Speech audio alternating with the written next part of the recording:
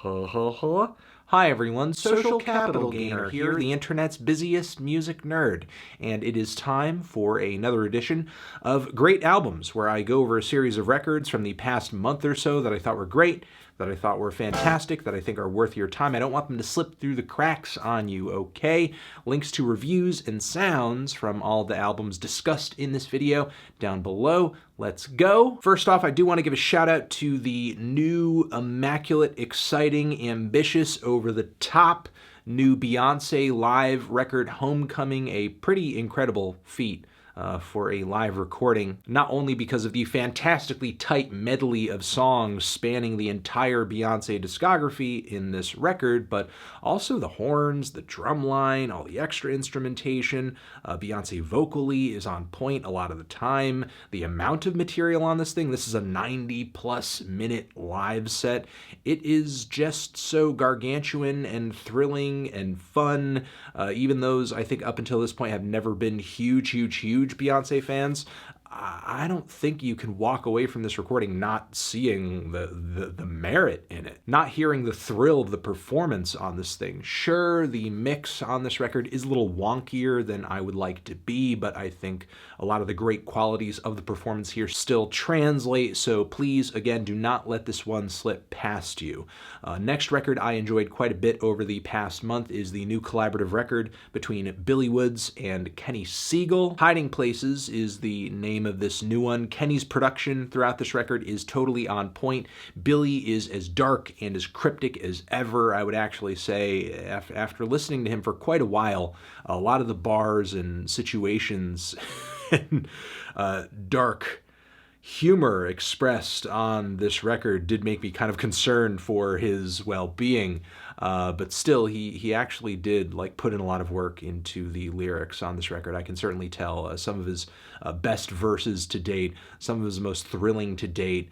I don't think it's as strong hook-wise and structurally as some of his other solo material out there, and I certainly do enjoy the new Arm & Hammer record more than what he's offered here, but still another very solid offering from Billy, who at this point, I think as far as underground MCs go, on the East Coast, one of the most consistent rappers and lyricists working today, period. Next, I want to give a shout out, put some focus on the new Lizzo record, Because I Love You. This album is fantastic. It's fun, it's catchy, it's vibrant, it's funny, it's charismatic, it's magnetic. I don't have any more nice adjectives. But seriously, I love the production on this thing generally. Lizzo's vocal performances are amazing and electrifying and incredibly entertaining. A lot of the songs on this thing come through with some great topical focuses, and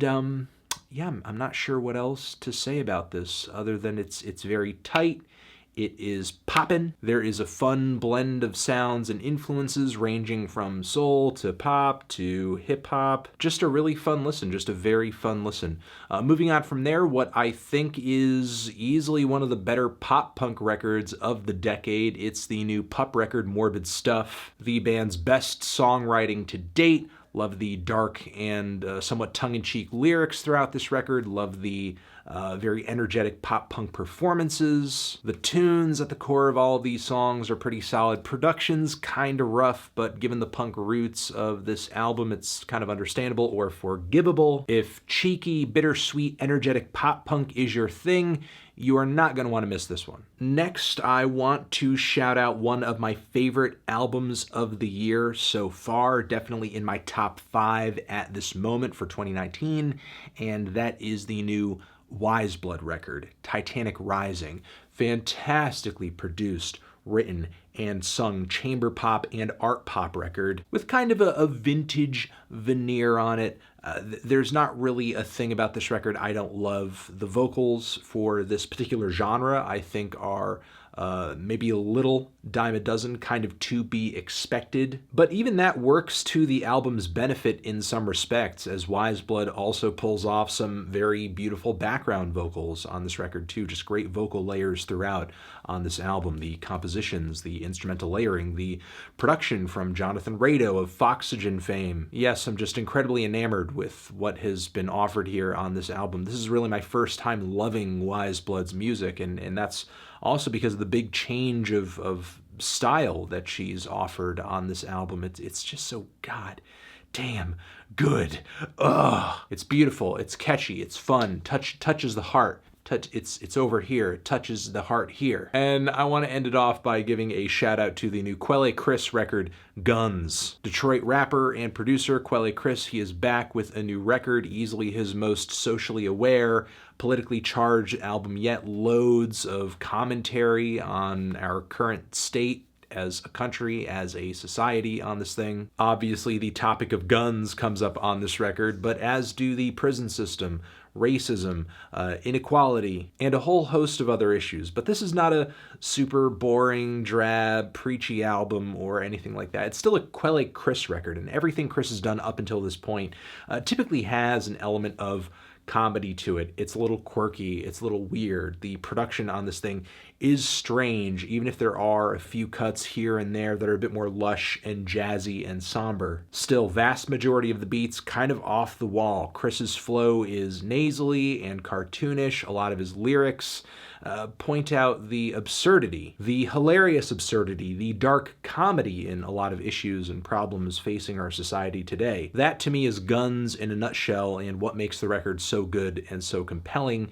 And that is going to be it for this great albums video. All of those records, again, linked down below. Do not miss out on them. I think they're all incredibly good. And yeah, I will see you guys in the next video. Transition, have you given any of these albums a listen? If you haven't, you should. And let me know down in the comments, did you love them? Did you hate them? What would you rate them? You're the best, you're the best. What should I review next? Hit the like if you like. Please subscribe and please don't cry. Hit the bell as well. Over here next to my head is another video that you can check out. Hit that up, or the link to subscribe to the channel. Anthony Fantano, great albums of forever.